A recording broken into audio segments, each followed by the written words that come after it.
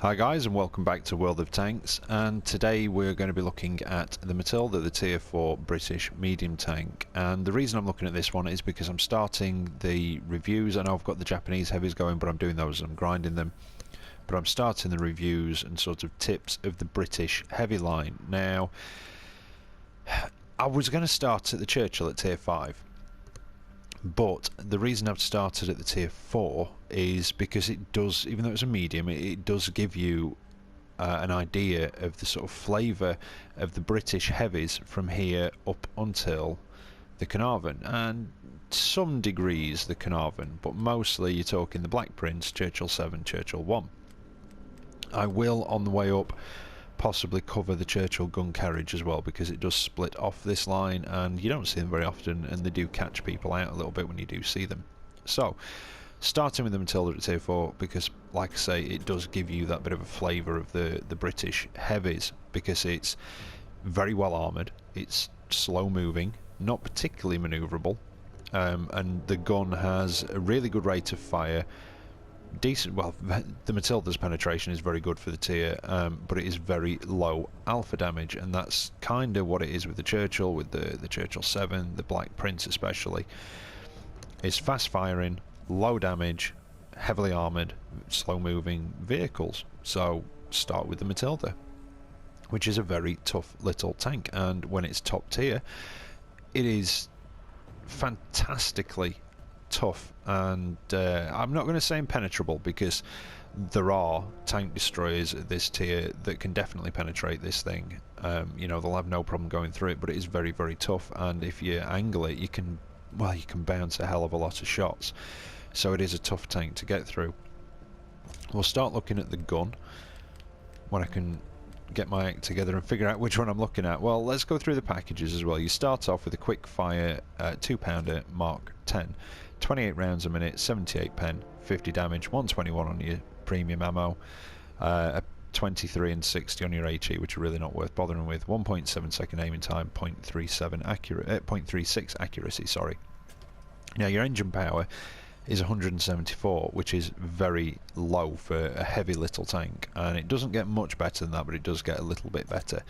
Your traverse is 34, which isn't too savage, to be honest, and it goes up to 36 when you're fully upgraded. Now your turret is the same, 75 all round on your turret, no matter which turret you've got. The only thing that alters is you get 10 meters extra view range with the top turret, and with the top radio you get an extra 25 meters on your signal range. Now signal range is quite poor at 400 meters, but I think that's about average for the tier, although I will just check that now. And again, I forgot to turn my phone off.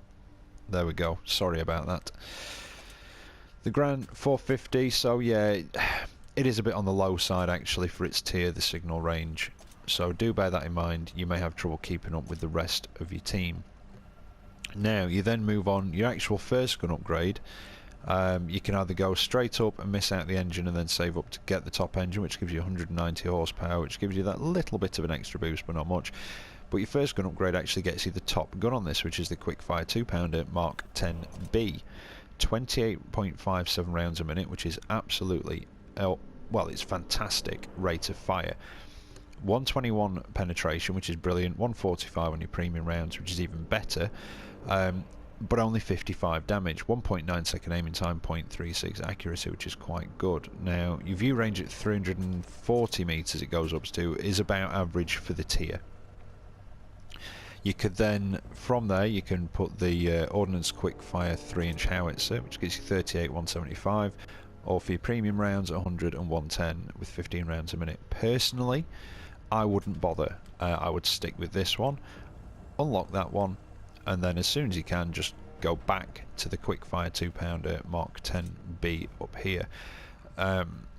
Like I say, the rate of fire is fantastic. The penetration is brilliant. It plays up to tier 6, and I can't think of much that you'd struggle to penetrate with your standard ammunition. And even if you did, you switch to a few, you know, you just need to carry a few APCR and you will get through them with that 145mm of pen, but it will take a lot of damage to actually kill them with only 55 average damage. Now skill wise, well, I've got 6th sense on it, I'm going for repairs, and you want to kind of treat it like a heavy tank, maybe clutch braking, off-road driving, that sort of thing. When you're not top tier, play it a bit more cautiously in a support role. When you are top tier, you can really go to town and really play aggressively. Just watch out for tank destroyers and artillery. Equipment wise, I've got nothing on it at the minute. Now, you can put a tank gun rammer on it, you can put a gun lane drive on it, which would work actually. It would just increase your aiming time even better, and it would increase your rate of fire even more so than it is. Or possibly leave the gun rammer, go for the gun lane drive, vents and a spore liner, or maybe coated optics. I kind of would lean towards putting a spore liner on it.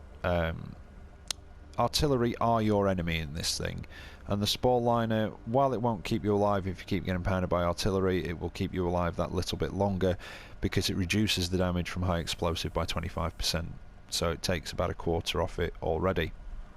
And there's a lot of artillery at this level where they'll not really be able to pen with their HE unless they really hit your engine deck, so that might be something to look at possibly with the spore liner. Let's have a look at the modules. Well, you've got concealment, which isn't too bad. 0.26 moving, 0.20 moving, 0.26 stationary. There's not much of a difference because it is a slow moving machine. It's very good at firing on the move as well. Now your reload time is 2.1 seconds, and if you remember, your aiming time is 1.9 seconds, so your aiming time reloads just your aiming time goes down, sorry, just before your reload's ready. But if like say you put a gun rammer on it and maybe a gun lane drive, you can really just throw some lead out with this thing.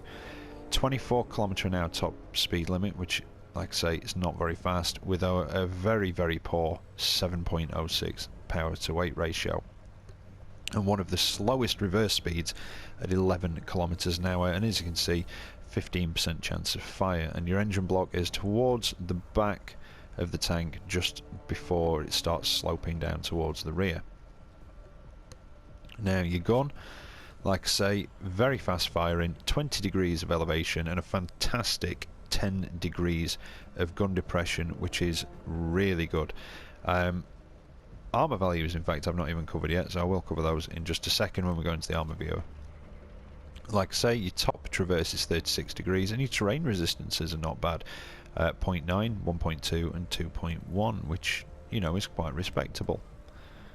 Your turret is an equal 75mm all the way around, with a 34 degree traverse. Your radio is just towards the back of the turret, and the ammunition blocks, even though it can carry a lot of ammo, the ammo blocks are quite small.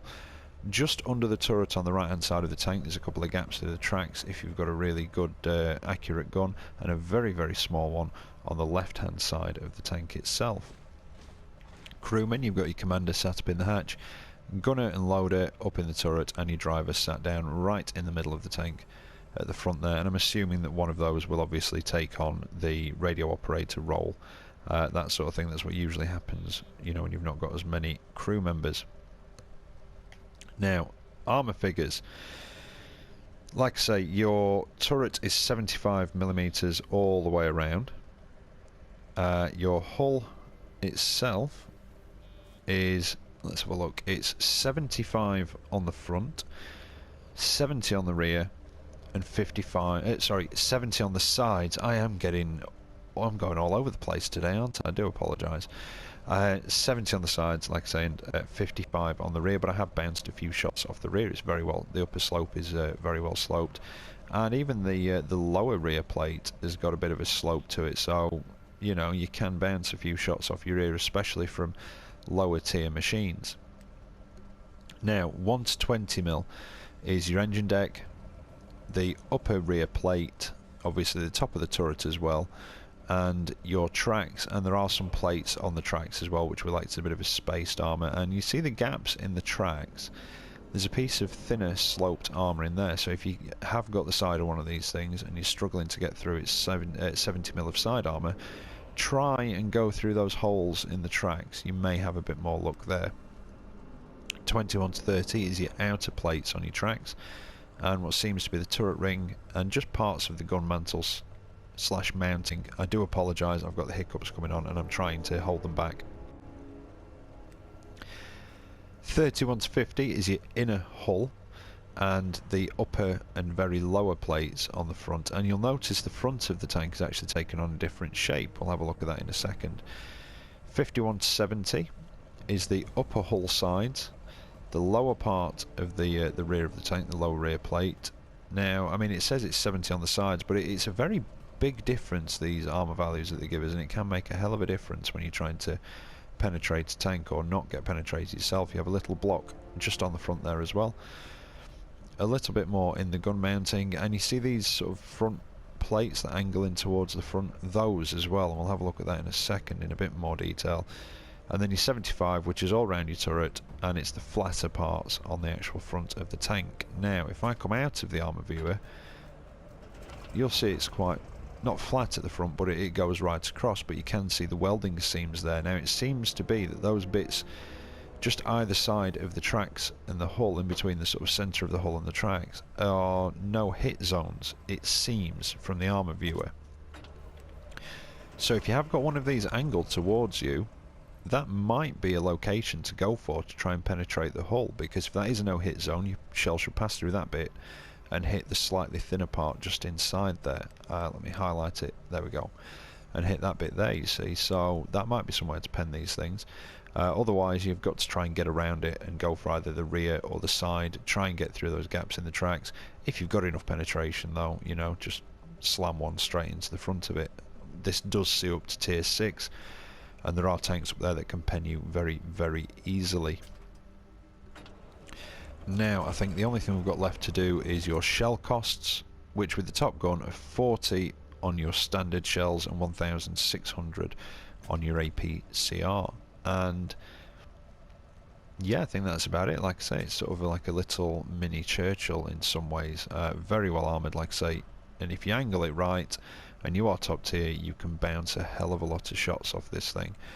When you're not top tier, play it more cautiously, play it in a supporting role, let everybody else spot for you, because those higher tiers, the tier 6s, will outspot you and will probably two-shot you. Some of them do definitely have the potential to one-shot you. You've got 370 hit points. You know, things like, well, the OI definitely could one-shot you, so do be very, very wary of things like that. Anyway, enough of this, let's get into the replays and see how this actually handles.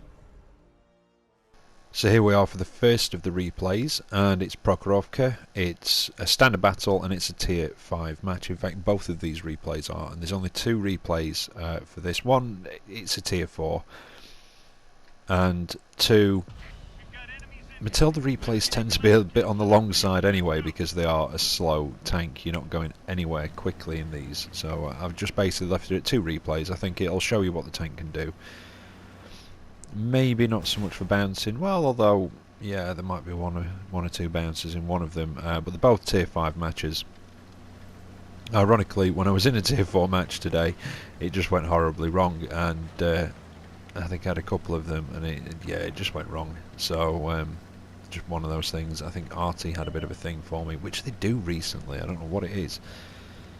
But yeah, they do seem to be after me. Now, I know in the competition video, for those of you that watched it earlier, the competition winners, I said that I probably wouldn't do a review today because, well, I'll more than likely be doing a review tomorrow, with it being Friday. They normally update the store with new tanks. Now, I'm not sure if anything else is coming on. It does seem to be a bit odd that only one tank is coming on, but the only one that's been updated in the news feed so far is the SU-85I, which, to be honest, I don't think I was going to bother with personally.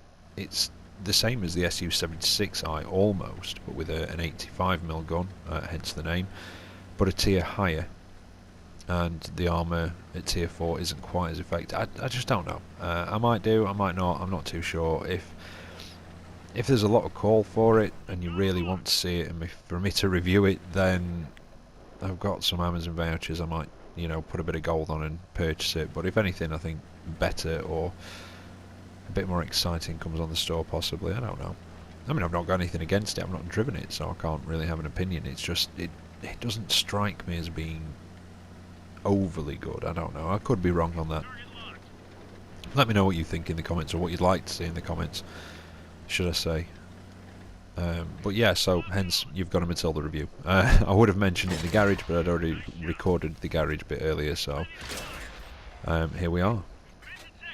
Now, in a tier 5 match, like I say, when you're not top tier, play it more cautiously. And you can use your really good gun depression to work the ridge lines as well in this.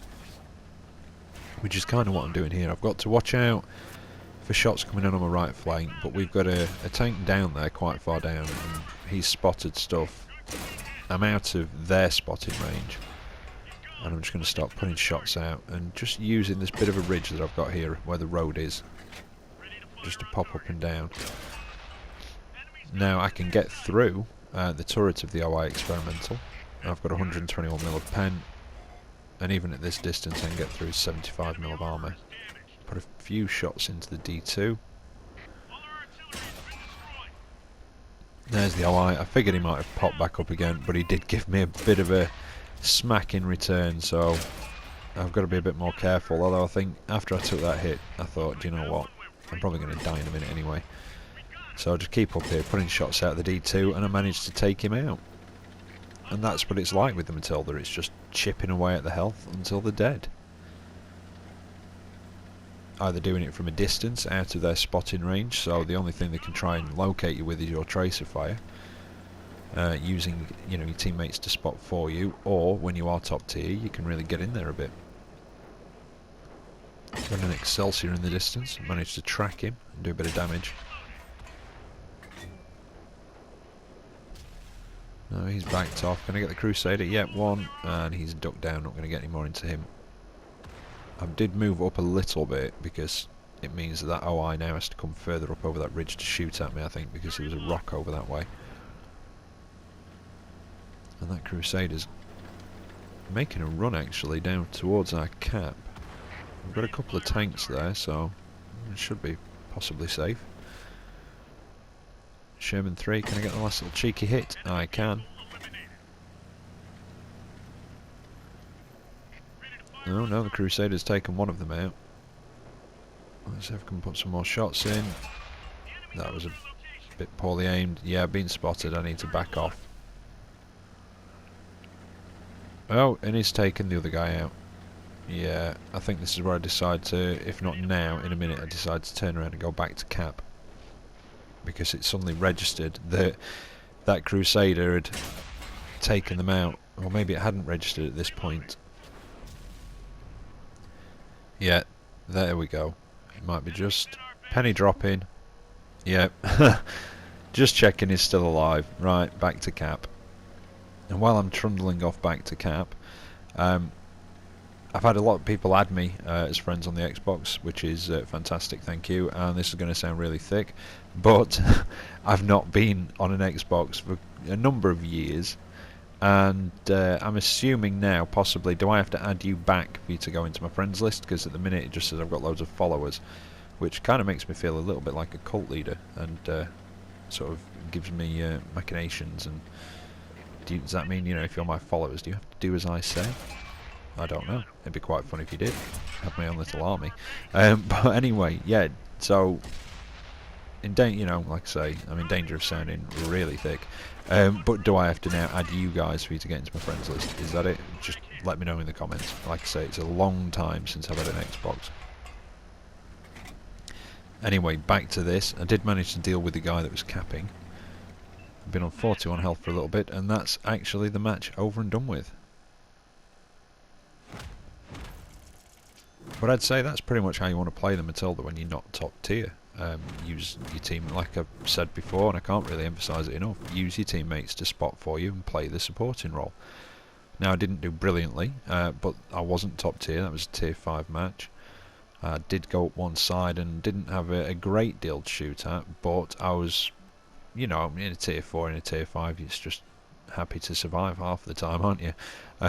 But it wasn't too bad, it was a decent enough match, and it really did, like I say, shows you how I've had the most success playing the Matilda when not top tier. And here we are for the second and the last of our replays. And it's another tier 5 match, like I said before, and it's Swamp, and it's a standard battle. And the reason, another reason why I've actually done the Matilda review tonight is I was going to do it next week, But then I thought, like I say, if something comes on the store, I'll do a review then. Then it'll be a random destruction Sunday, probably a World of Fail Monday. Then Tuesday they might put something else on the store because something went on a Tuesday a week or two ago. I can't think what it was. So I just thought, do you know what? If I don't start this review line up the the British heavy line now, it's probably going to be towards the end of next week when I actually get round to starting it. That's going to put it back even further. And I think there's Black Friday deals coming on, or some mega deal coming on next Friday as well. So that's probably going to be something I'll be looking at. So it was just another reason why I did this one tonight. Anyway, I'm going to head up the eastern side of the swampy area. I don't like going through the middle in this. It's slow enough as it is. Going through a swamp, well, you might as well be going backwards. And I don't know with the swamp at the minute. You either get it one of two ways. You either get nobody coming up this side, or hardly anybody, or everybody piles up this way. There doesn't seem to be much middle ground, or, well, I've not really seen any when I've been on it recently. And I am starting to become slightly aware that I don't have much backup coming this way. Although there's a T-46 in the middle of the swamp, so start putting some shots in. And he was promptly taken care of by me and fellow teammates.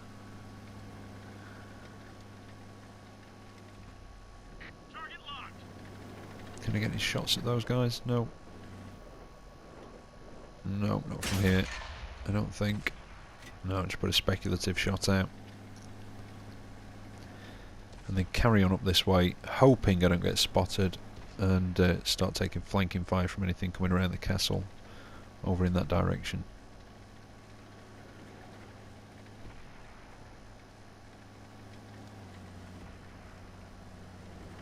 And doesn't seem to be much of the enemy team coming this way, which is either a good thing or a bad thing. The fact that most of them haven't been spotted yet is either because I've got a rubbish radio, or they're all going to be just around this corner in front of me.